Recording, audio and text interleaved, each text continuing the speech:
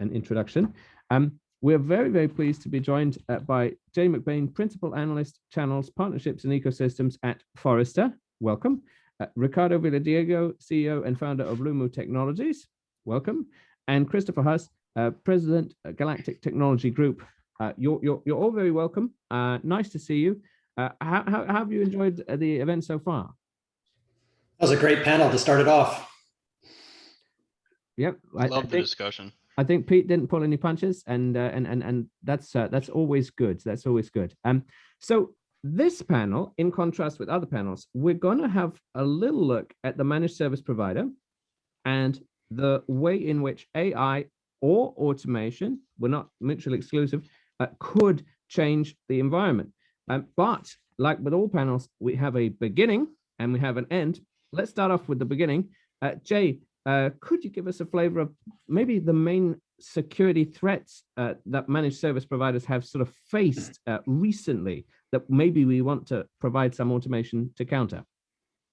Yeah, so at Forrester, we survey a lot of people, 690,000 people a year. And during the pandemic, and obviously we're in April of 2021, we get to kind of tap into the day-to-day changes that are happening in the threat vectors across the security landscape, and obviously where the thinking has come from a year ago to where it is now. But safe to say, the number one spending area in the world right now beyond security is automation.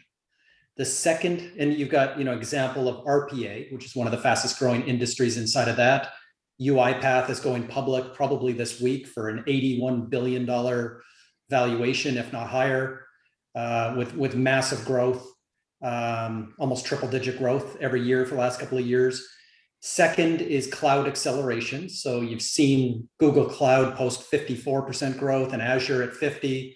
The guy at AWS getting a nice promotion last month. But number three is this new remote topology, which started out with laptops and Zoom, but is now quickly getting into the broader security threat vectors. It's getting into the compliance and the governance, the productivity, the continuity, all the deeper IT issues of running a remote topology. And managed services over the last 20 years, grew very, very quickly. But about 5 years ago, it plateaued a little bit, dropped into single-digit growth, which is like 9.6%, which is nothing to sneeze at.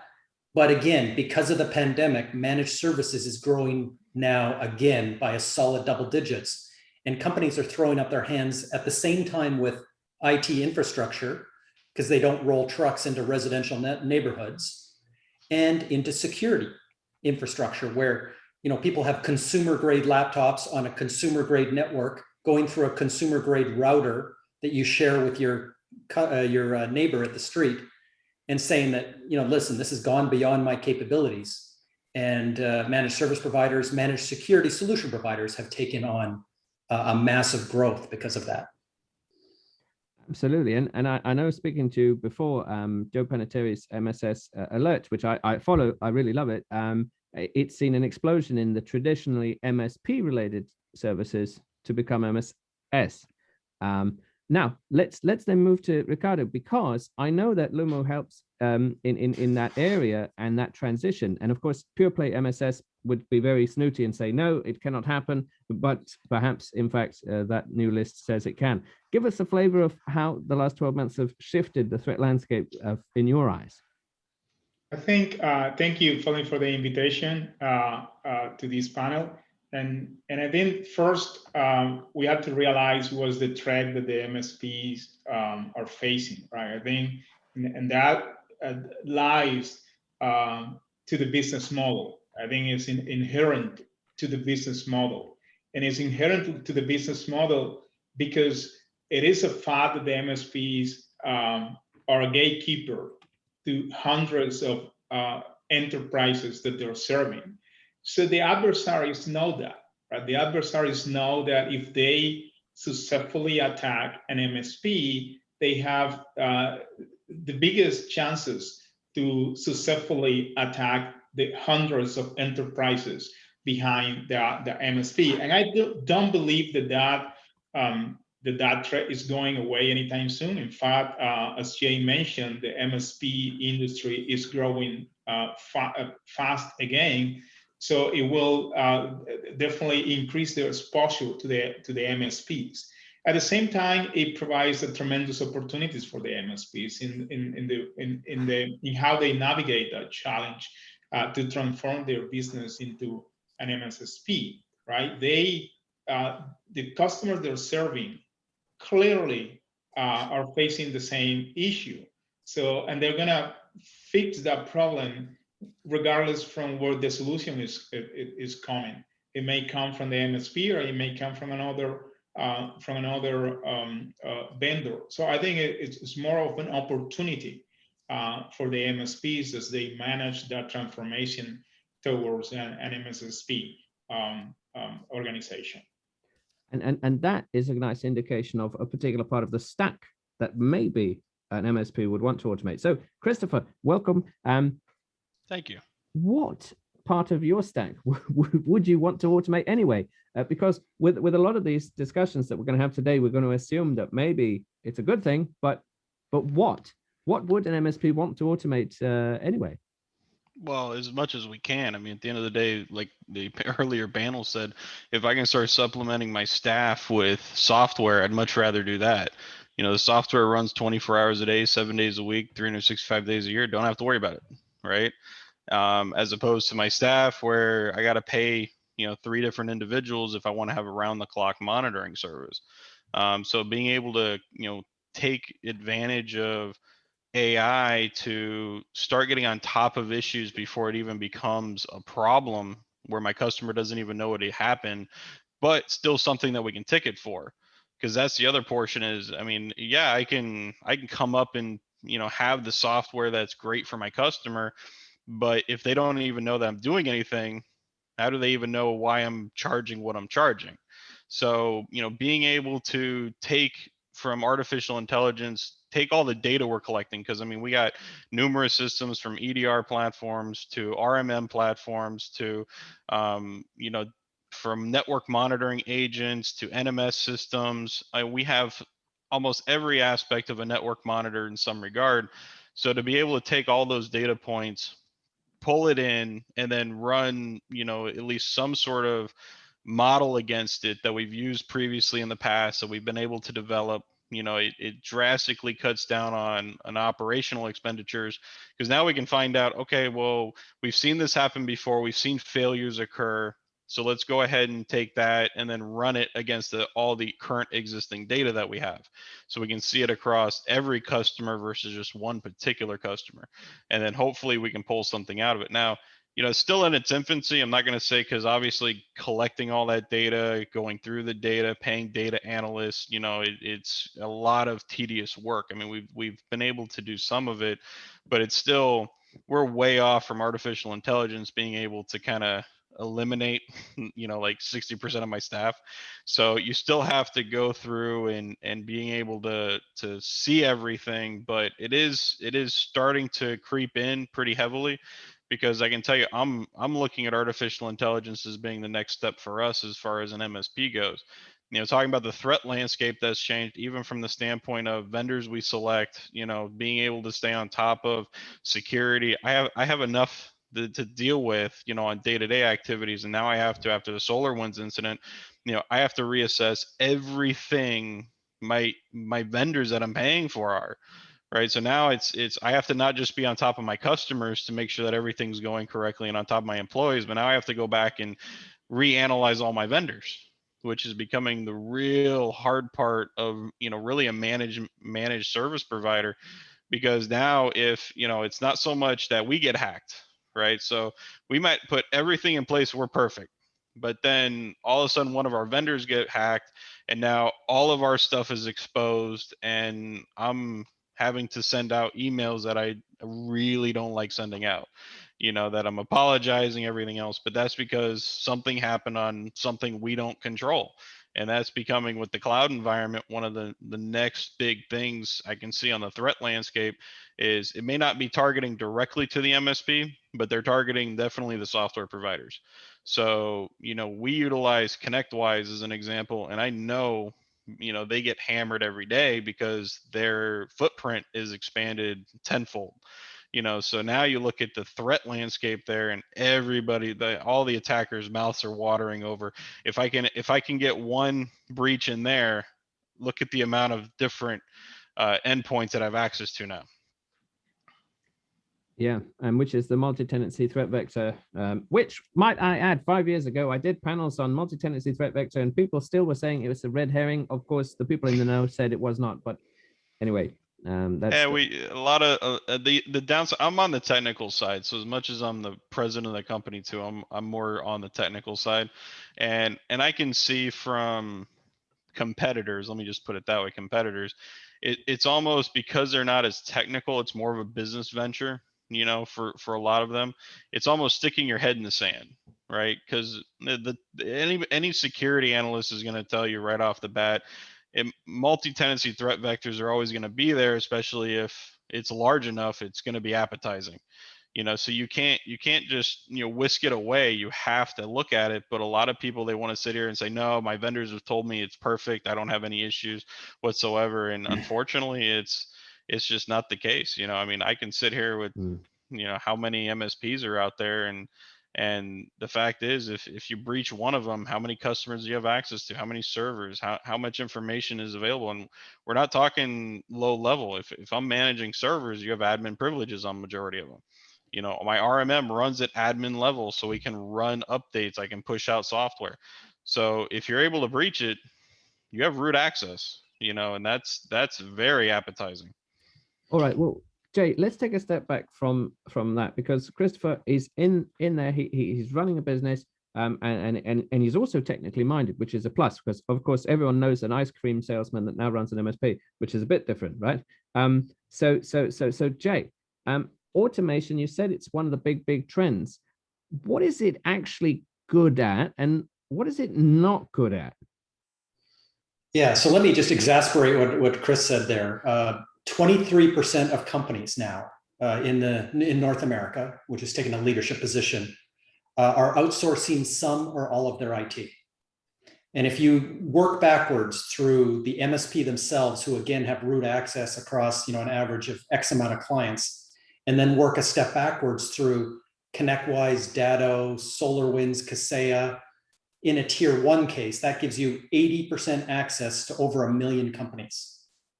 So you see where these bad actors are starting to look at vulnerabilities and starting to pressure test, backwards up the line, because breaking into one flower shop, could be interesting for a couple of credit card numbers. You start to break into every flower shop in the Northeast, and you start to get, because, obviously security becomes a commodity on the dark web, and everything has a value. Everything you can steal, kind of like stealing a TV, in the end of times, has a value on eBay or wherever you're going to sell it on Facebook Marketplace. So, the more you can do, and the higher up the chain you can do it, is obviously, where the opportunity is going to be. In terms of automation, when I say it's the #1 spending area right now, automation tends to work, and obviously AI tends to work, the bigger the mountain of data. And you're looking at the security space today, and you can look at each of the layers of security. Physical security through all kinds of devices are kicking out a lot of data. Then you work up the chain and you look at web and data security, you look at application security, you can look at obviously endpoint security. If you look at all 7 layers, and there is no one company in security today that actually covers it. So the great thing an MSP or an MSSP can do is weave together, and there's 2,000 security companies today that have channel programs, and there's thousands of more that don't. So, I know Chris is getting, his door knocked on probably 2,000 times a day with people trying to solve for this security stack. And you can bring in, CrowdStrike and Palo Alto and Trend Micro and, work your way down the list. But the fact of the matter is, you have to build up a security stack that then you offer into your client and manage that stack. And so the automation opportunity is happening in 2 places. One is these larger security companies now, the names that I just mentioned, are worth upwards of $50 billion on the stock market with astronomical valuations. So they now have the money to deploy an army of data scientists and people to rethink security from the top down. And they have the same kind of budget, maybe not at the same level, but you think of the armies that support infrastructure, AWS, Google, and Microsoft. And you look at the armies of data scientists that are working for companies like Salesforce and ServiceNow and Workday and Marketo and NetSuite.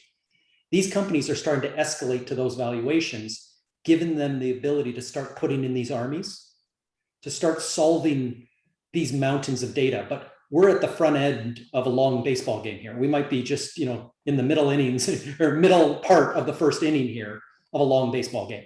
And we probably won't be seeing anything commercially available, i.e., a very specific product or SKU or some layer there, probably for the next 3 or 4 years that will get, commercial success. So there's an opportunity. And again, we're calling out something very early in the journey.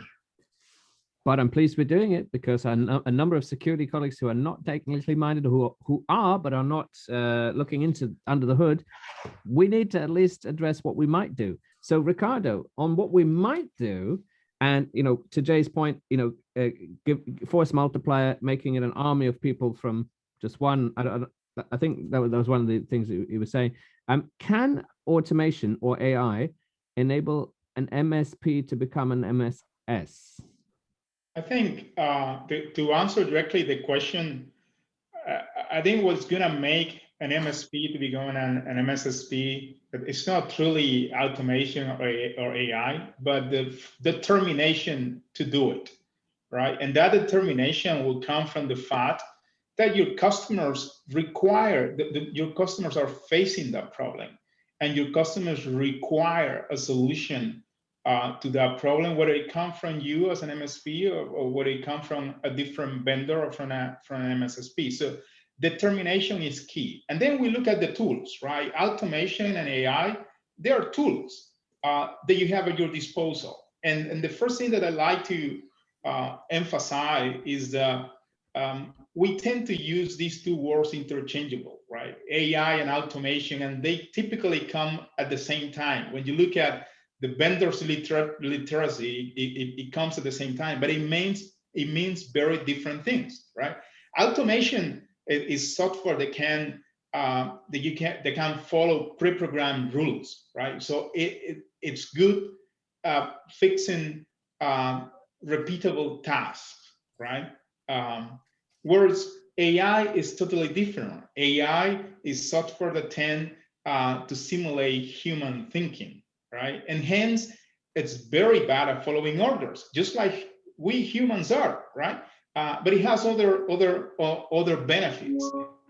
So I think, when you look at the set of tools that the MSPs and MSSPs have at their disposal, they need to identify what are the quick wins that they can get from automation. And like Chris say, I want to automate everything. Well, no one will tell you what you need to automate than yourself, because you are the one in the day-to-day of your business.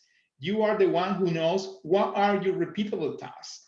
And then you identify those tasks and you define goals of automation. And then from the AI point of view, I think Peter mentioned that in the initial panel.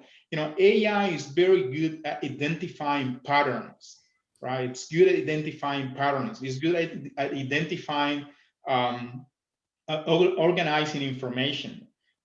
So it will help you to gain cycles that you may be used in converting your organization from an MSP to an MSSP. Those are my 2 cents.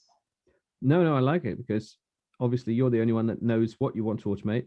I like that, and it comes in cycles. And Christopher, I know in the audience we've been having a chat about the types of automated tool sets to make that happen. So as Ricardo sort of alluded to, could we have a flavor of what you might, not you, but an MSP might want to bundle for either your customers or for yourself? What is it, this magical automated tool? What does it do? Well, so I want to separate out, like Ricardo did, the AI from the automation, because at the end of the day, a lot of tools today all do automation. I mean, it's pretty much embedded in almost everything there is. The problem is, what are you automating, right? So that's where the AI, I think, gets tied into it. If you're able to utilize it correctly, that's where you're pulling out the patterns, trying to see what's happening so you can create the automated tasks. So now I don't have to sit here and be getting a phone call necessarily that something happened. It's just part of the automated task list that's already being processed. So, I'll go to kind of basic stuff. When you're looking at different logs that are coming through on a server, you may start to see variation, maybe timing issues or something like that are coming up on different services, and you may be able to see a failure that's going to occur fairly soon on the service. It's going to crash, right? Just because of errors that keep coming up, warnings that keep coming up, stuff that to any RMM, it's just going to go to the wayside. There's nothing, it hasn't crashed yet, so nothing to do yet. But if we can utilize AI, we already know it's going to happen. We can see it. It's a pattern that's happened across. And this is the nice part. See, the downside of an MSP is the fact that we do have a lot of different clients, but it's also the upside, right? So at the end of the day, I get the data from how many different sources. We're talking millions of different data points that I can pull off of. So now when I run the AI on it, I can come up with a model that I can sit here and then run all the time in real time with automation. So being able to combine the two, I think, is going to be something that's going to change. I think a lot of vendors are going to be pushing in that. I know, Jay was mentioning it earlier that I get knocked on the door 2,000 times a day trying to get sold stuff to. There's some, so I'm constantly getting emails left and right on different stuff that's coming out. I do see one common theme though, which is kind of concerning to me. Now I've been on the security front for a long time, and one of the things that started to frustrate me over the current time is there's a lot of places that are saying if you're an MS or MSP, you can become an MSSP. I'm never going to claim today that I'm an MSSP. Right? I'm not a security. If you need to get something done, get a security audit from a firm that's accredited, that has all the necessary, people on staff. But I see a lot of places that are coming up and they're claiming now, well, because I buy the software, boom, I'm an MSSP. And that's just not the case. The amount of legwork you have to do, the amount of understanding you have to do to be able to create good reports, to be able to push out, real information to your customer is huge. And unfortunately, a lot of places now are trying to, because it's obviously a sell for them. I created this tool, therefore now you're an MSSP, and it's far from the truth. You can't just run the tool and all of a sudden you're a security company. Right. And there's a lot of places that are getting sold on that as MSPs that they can just quickly transition into this. And it's like, no, you need the staff, you need the knowledge, you need the intelligence, you need all that in order to actually put it together properly. I like that. Yeah. I'll bridge onto that because it's something that I study every day. I'm fascinated by it in that there's, about 500,000 VARs in the world. And if you ask, 73% of them claim that they're an MSP. But if you draw the line at 30% of their business in a recurring mode using a ConnectWise or Datto and the right tool sets and what we would think would be operationally what an MSP should look like, that number drops to about 10% who are actually MSPs. Now, what's interesting, now when you move this from MSP to MSSP, you've got this aspirational number of like 73% again of MSPs wanting to become MSSPs due to the growth and due to this huge opportunity that we're facing.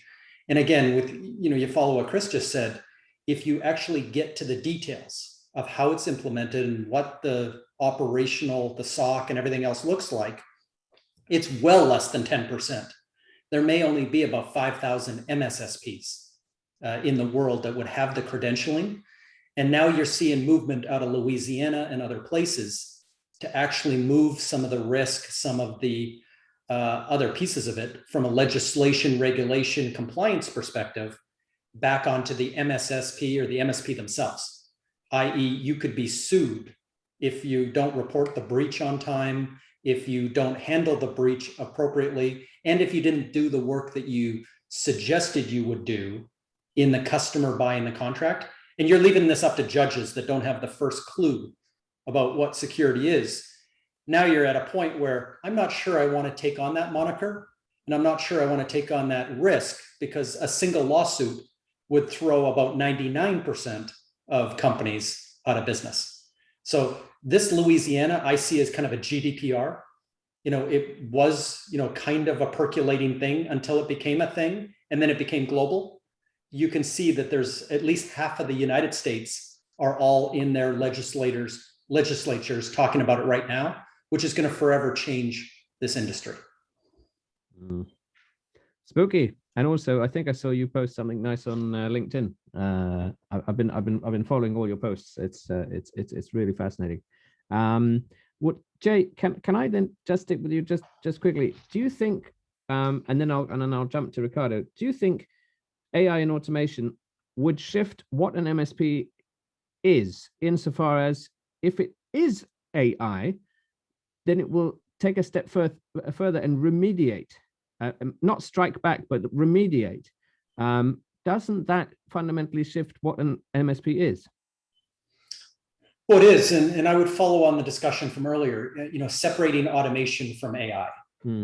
This isn't just writing out some workflows, getting some no-code, low-code things connected together. It's not setting up a couple of bots.